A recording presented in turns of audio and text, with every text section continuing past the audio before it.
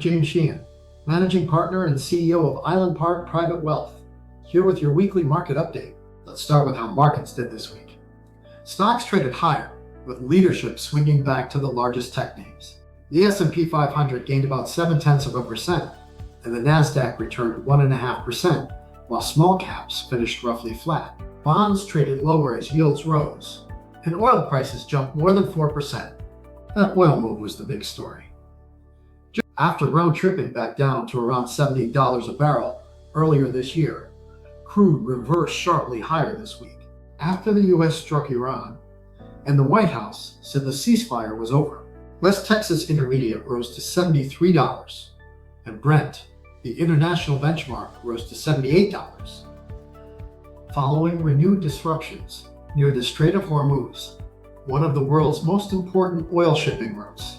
That puts energy prices back at the center of the inflation conversation after weeks of relief. We also got the Federal Reserve's June meeting minutes this week, and they revealed a divided committee. Some officials made the case for higher rates given inflation risks from the Middle East, tariffs, and AI spending, while others pointed to a cooling job market as a reason to cut. The Fed left its benchmark rate unchanged in a range of 3.5% to 3.75%, where it's held all year. Speaking of the job market, job growth slowed to its weakest pace in 4 months in June, with employers adding just 57,000 jobs, well below expectations. Still, hiring has averaged a healthy pace over the first half of the year, and the unemployment rate has actually declined to 4.2%, down from its peak late last year. So the overall picture is one of stabilization rather than deterioration.